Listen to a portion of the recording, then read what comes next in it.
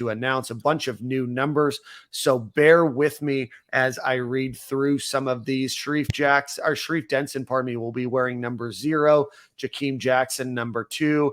Andy Jean, number 6. He looked phenomenal in the video clips, and I know Billy Napier had some great things to say about him after practice. Will Norman, who threw up 405 pounds on bench press, will be number 9. Kelby Collins, number 11. Aiden Mizell, number 11. Aaron Gates, who was out of practice on Saturday in a red non-contact jersey, is number 13. Micah Leon, who's the former UConn quarterback, transfer walk-on, is number 13. Jordan Castell is number 14. Parker Lisi, the freshman walk-on quarterback, is also 14. Graham Mertz, rocking the 15. Expectations already through the roof. There, Bryce. Really. You might listen. I understand everyone's got numbers. But if I'm the equipment manager, I might want to be like, "Hey, Graham, don't know how familiar you are with the University of Florida.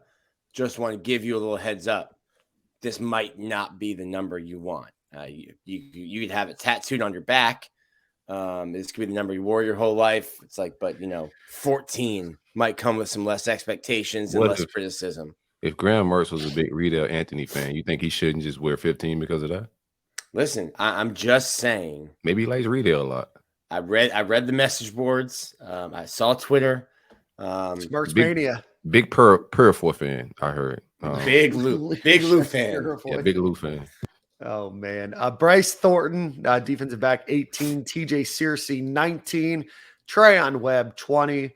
Taraja Mitchell, 20. Transfer linebacker from Ohio State. Deuce Spurlock, number 22. The transfer. Deuce. Got to put Deuce in the Deuce. Did somebody tell him Emmitt Smith wore that number? Oh, come on. Listen, if your name is Deuce, you got to wear either 2 or 2s. Can't run that. You got to run that by Emmitt, man. What are you doing? I kid. Cameron James, defensive lineman, number 24.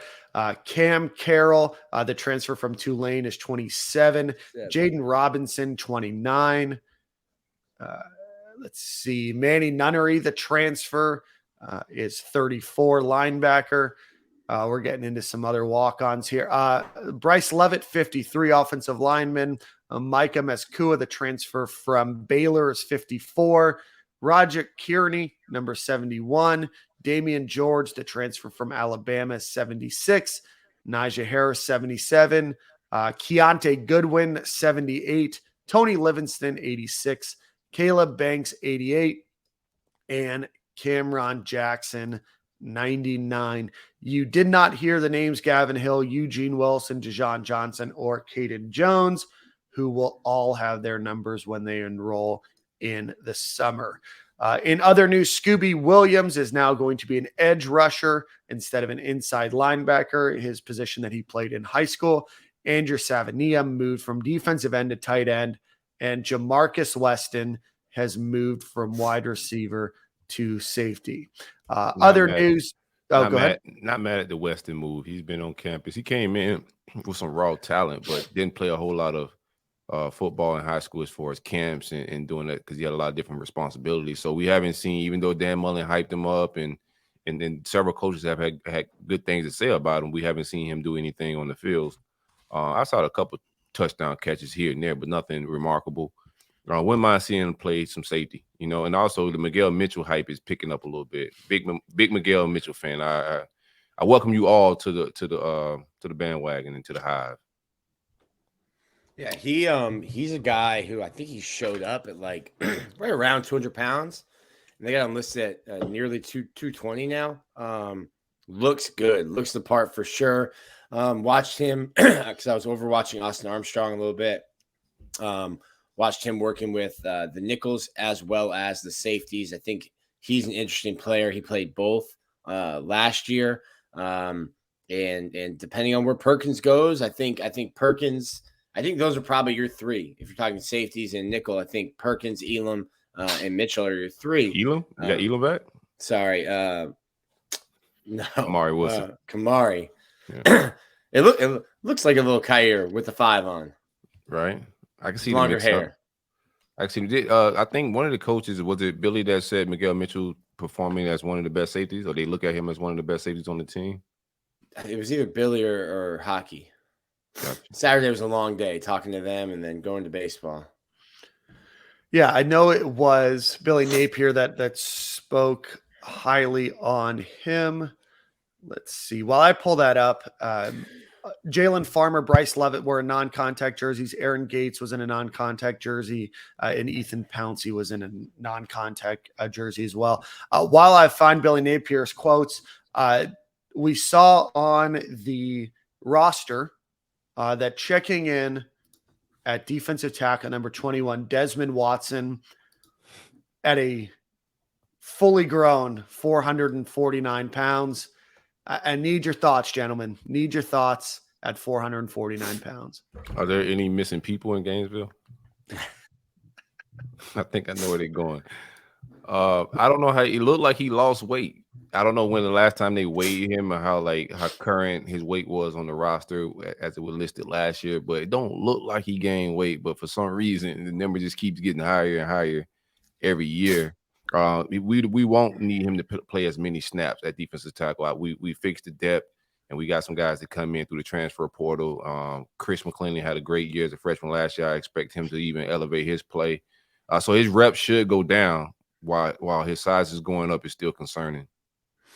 Yeah, I think he I know that he deals with he doesn't like being asked about his weight, and that he's obviously having trouble with his weight because it's fluctuated a lot.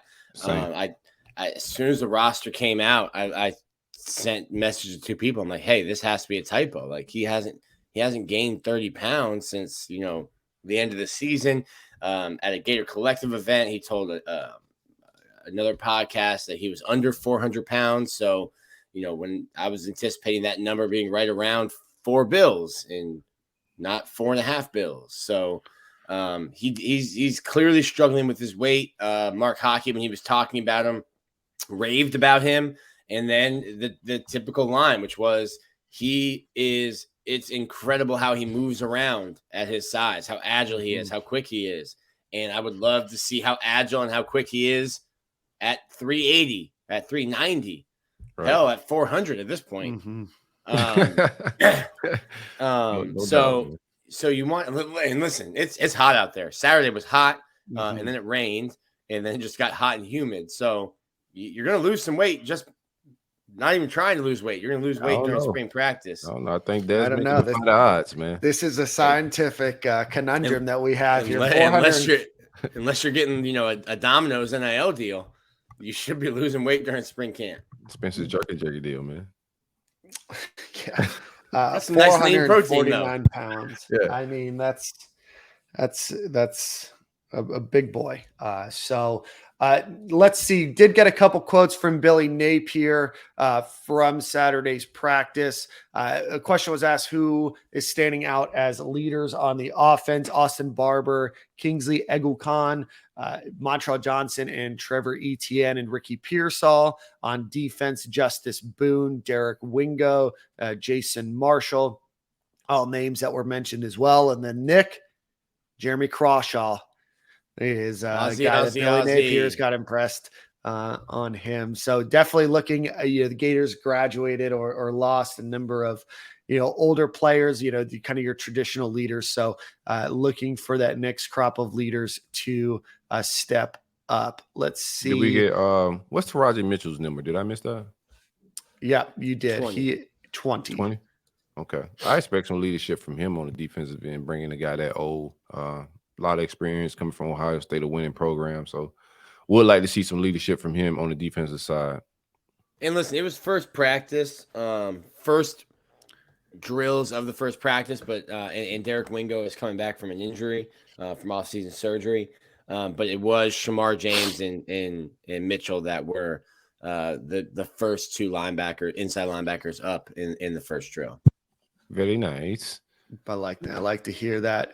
In other news, it looks like we may have the starting offensive line named, maybe, who knows. When asked about it, he said Austin Barber, Kingsley, Richard, and Richie, I guess is who he was talking about, Jake Slaughter, all guys that you can probably take. I think he also mentioned Herman. I think that they feel somewhat confident. I think he said right now that they have 10 that they feel confident in on the offensive line. Micah Maskua is obviously a name that you can pencil in there as well. But Mazuka, like bazooka. Mazuka, like bazooka. So ultimately, it does look like Florida is going to be fielding a pretty solid group on the offensive line there. Obviously, with 2 offensive line coaches, you expect some great performance. Andy Jean, like we mentioned, also got his flowers from Billy Napier. Mentioned him doing really, really well in the first practice. I know that that's a guy that they're excited about.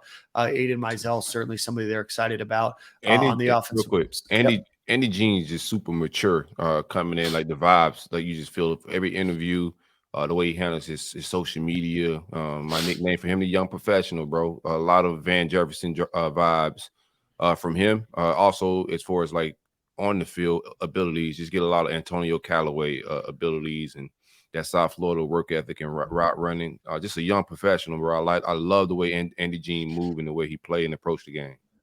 He and we talked to Jason Marshall. Jason Marshall said, well, we went up against each other in high school. And I said, well, you probably got the better of that because you were a senior and he was only a sophomore. And the age difference in high school from like senior to sophomore, that's a wide gap. Correct. And I was like, did Andy come in and be like, hey, you have to catch these routes now. Now that we're a little bit closer. And he laughed. He said, yeah, he was raving about how crisp of a route runner Andy Jean is and a very technical receiver. We're looking forward to it. Nick, when is the next practice? Is it today? Tuesday. Florida will practice 3 times a week, Tuesdays, Thursdays, and Saturdays. Tuesdays and Thursdays will be in the afternoon, and Saturdays will be around that 11 o'clock time, early afternoon, morning, late morning. Excellent. So we will be looking to see Nick, and they are still in shells for 2 more days. Yeah, it looks like they're in pads because they wear these like I don't know if they're like a foam or like a hard foam, but it looks like shoulder pads, but they're not in pads. You can I love the workaround. There you go. So Tuesday will be again just helmets. Shells will be Thursday when you can wear shoulder pads, but not pants with pads. Saturday as the 4th practice will be the first full padded practice. So stop asking me about offensive line, defensive line. I'm not watching offensive and defensive line when they're not in pads. When those boys can start actually hitting each other, that's when I'll watch the line. Right now, we're just watching Graham Mertz and throw to people with no one covering. How is the quarterback reps being divvied up between Graham Mertz and Jack Miller? Is there a difference, or are they kind of battling it out this spring? Florida's getting well. It looked like from the first practice that Graham Mertz was getting the first snaps. That can change. I mean, Jack Miller got some first snaps over Anthony last spring. I didn't watch that much of them in the first practice. I'll probably stick around them on Tuesday for the majority of our 15 minutes. But there's not a lot to be gleaned or taken away from